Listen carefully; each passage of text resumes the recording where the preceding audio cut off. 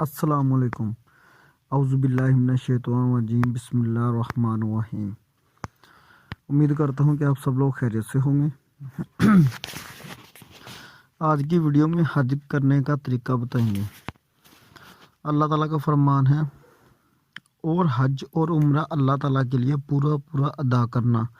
سورہ بقرہ آیت نمبر 196۔ اللہ پاک قرآن میں فرماتا ہے، حج اور عمرہ اللہ تعالیٰ کے لیے پورا ادا کرنا۔ دوستو، سب سے پہلے ہم بتاتے ہیں آپ کو عمرہ کرنے کا طریقہ۔ عمرہ کرنا، سب سے پہلے میقات سے عمرے کے لیے احرام باندھ کر عمرے کی نیت کرنا۔ میقات سے عمرہ دوستو جس طرح کریں آپ کو میں بتاتا ہوں۔ میقات یعنی کہ میقات جس طرح کے خانہ کعبہ ہے، خانہ کعبہ کی اور مکہ کی حدود کے باہر جو مسجد ہے حدود سے باہر، وہاں پر یعنی کہ مکہ کی حدود سے باہر احرام باندھنا، اس کو میقات کہتے ہیں۔ میقات سے مراد جس طرح کہ مسجد عائشہ ہے، میقات سعودی عرب میں مکہ کی حدود سے تھوڑا باہر ہے، یعنی کہ مکہ کی حدود سے باہر آپ نے احرام باندھنا ہے۔ میقات یعنی کہ وہ جگہ ہے جہاں پر یہ احرام باندھا جاتا ہے، میقات سے دوستو جس طرح کہ عمرہ کرنا ہو تو اس کی نیت کرنی ہوتی ہے۔ جس طرح کہ میقات میں آپ جائیں گے، میقات میں جا کے احرام باندھیں گے۔ احرام باندھنے کے بعد 2 نوافل ادا کریں گے، نیت کریں گے کہ یا اللہ پاک ہم نے عمرے کی سعادت کرنی ہے، تو ہمیں اس کو پورا ادا کرنے کی توفیق عطا فرما۔ اس چیز کو میقات کہتے ہیں۔ اس کے بعد دوستو طریقہ کار سمجھ آ گیا۔ اس کے بعد ہم نے جانا ہے حرم شریف میں۔ حرم شریف خانہ کعبہ کہتے ہیں۔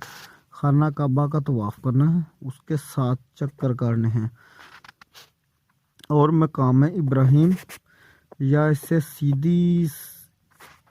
سیدھی سید میں کہیں بھی 2 رکعت واجب طواف پڑھنا ہے، جو کہ ہم نے طواف کیا تھا نا اس چیز کا۔ اس کے بعد دوستو صفا مروہ کرنا ہے۔ صفا مروہ یعنی عمرے کا سعی کرنا۔ عمرے کا سعی کرنے کے بعد حلق یا قصر کرنا۔ حلق یا قصر سے مراد یہ ہوتا ہے دوستو کہ جس طرح کہ آپ صفا کریں گے، صفا مروہ کریں گے، صفا مروہ کرنے کے بعد وہاں پہ 2 نوافل ادا کریں گے۔ 2 نوافل ادا کرنے کے بعد آپ باہر چلے جائیں گے۔ باہر جانے کے بعد آپ نے بال کٹوانے ہیں۔ حلق یا قصر کرنا۔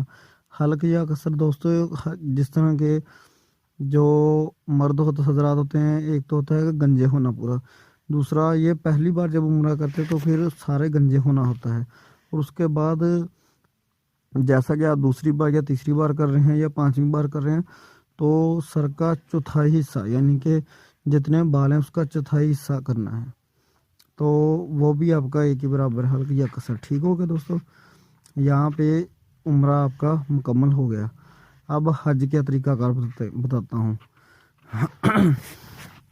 حج کا طریقہ کار دوستو یہ ہے کہ 8 ذوالحج کو احرام باندھ کر حج کی نیت کر کے منی کی طرف روانہ ہونا، اور 8 ذوالحج کا دن منی میں گزارنا ہے، اور 9 ذوالحج کا جس طرح دوستو 9 ذوالحج شروع ہوگا، عرفات کے لیے نکل جانا ہے۔ وقت زوال کے بعد عرفہ کرنا، اور سورج غروب ہونے کے بعد مغرب کی نماز مغرب پڑھے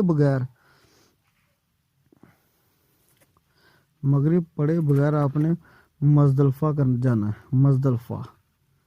مزدلفہ اور مغرب اور عشاء جماعت کے ساتھ پڑھنے کے بعد رات 10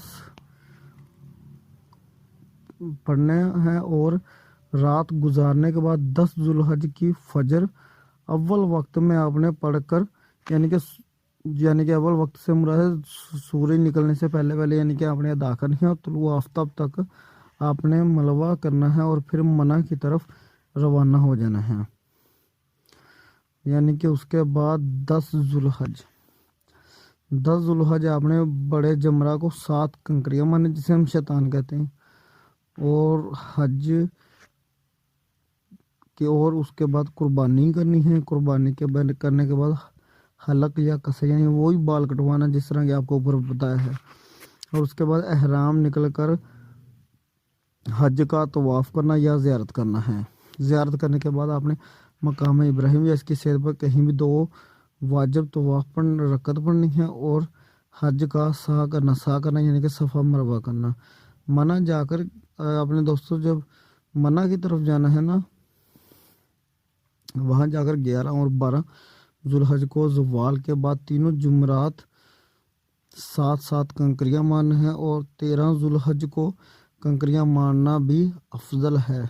उसके बाद हरम शरीफ की तरफ आपने वापस आ जाना है। वापस आने के बाद अल्लाह सुब्हानहू व तआला सबको हज को मुनव्वर बनवाए, आमीन। दोस्तों जैसा कि आपको ये पिक्चर भी स्क्रीन पे नज़र आ रही है, ये सारा तरीक़ाकार है।